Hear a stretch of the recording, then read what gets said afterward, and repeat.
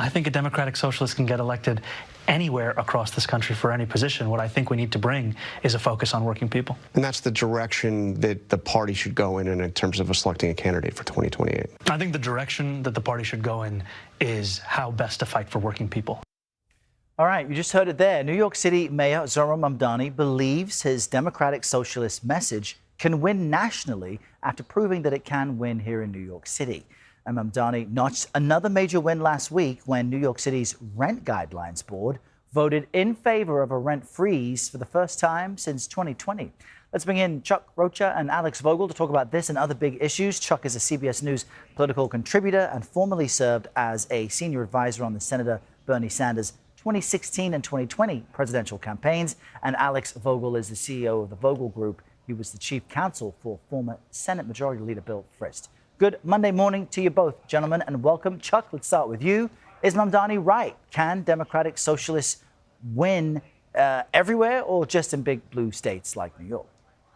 Well, anybody who's done campaigns for more than 30 seconds knows that every race is different. And in New York, something definitely is happening, and Mamdani is correct. There's a lot of frustration around not left versus right or Democratic socialism versus regular Democrats. It's more about the inside-outside game. And the American electorate right now is fed up with politics as a whole. You just see that playing out in New York because Democrats are the incumbents who have been in charge, so the status quo is not that popular. You'll see that play out in other places like Texas, I know you'll see, we'll talk about, or other states. The midterm elections, though, that we've been talking about with you here, Errol, are about just a handful of congressional races, none of which I'd like to say are in New York City, Los Angeles, Miami, or Chicago. All 45 of those marginal congressional seats, they sit out in the suburbs and the exurbs of America, not in the downtowns of our urban areas. So, Alex, considering that, is this Mamdani momentum, for lack of a better term, good for the Republican Party or a red flag ahead of midterms? I think a couple of things. Number one, Chuck's right. If Democrats try and run the Mamdani campaign around the country, they're going to realize New York City, San Francisco, L.A. look a whole lot different. That is not a strategy for victory. I'd be thrilled as a Republican if they decided to nationalize that agenda.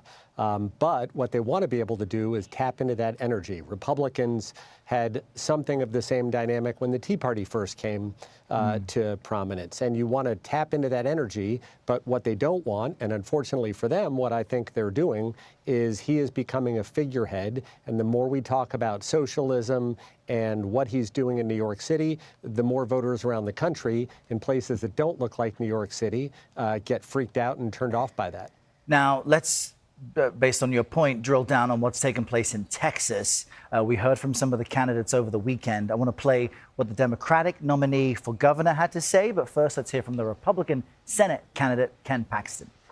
When he ran in the Democratic primary just recently, he took a lot of these very woke, leftist, Mamdani type positions. The truth is, once Texans know who he is, once they see him in his own words saying these insane, woke, leftist things, he's not going to win Texas.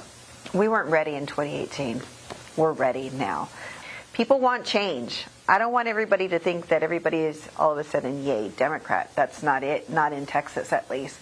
People want whatever this is to be over. Alex, what do you make of what we just heard? Again, I think the Attorney General is doing a good job reminding Texas voters that what they're trying to jam on them is not an agenda that makes sense to Texans. It's not just that, Texas is very different than New York City. That's pretty obvious. But the reality is a lot of that agenda is so toxic to people in the middle in this country and so profoundly disconcerting that I think they're going to have a really hard time both building up someone like a Mamdani, but also trying to win in the rest of the country. Well, Chuck, your former boss, Bernie Sanders, was at the Democratic convention in Texas. Is his message what you think Texans want to hear? Well, Bernie wasn't the only one that was there. I was there. Finn Gomez was there. There was a lot of press there covering this election. And in full disclosure, I work for Gina Hinojosa. I work for James Tallarico. And the same thing you just talked about in New York is happening in a different way in Texas. Republicans have had complete control of Texas for 31 years. And Republicans will play the same old tired playbook. And that's a playbook that might work, talking about woke politics or trans this or that. In Texas, after 31 years of total control, folks are sick and tired of being sick and tired. Things hasn't gotten any cheaper. And just because I might or might not be woke ain't making beans and bread any cheaper. So I think that that's a good strategy that James and Gina are putting forward. And the American electorate, and especially in Texas, you're going to see this inside-outside game play out. It may be on the Democratic Socialists on the left, but it's also going to be total control of Republicans on the right in places all across the country. And for you both, recent results in New York, anyway, have suggested generational divides, that sometimes younger people are avoiding labels and identity, party identity altogether, because they want different things. Chuck, as Mamdani and his wins raise new questions about the Democratic Party's future, you had former President Biden and, and Trump slamming Mamdani. Let's play that sound.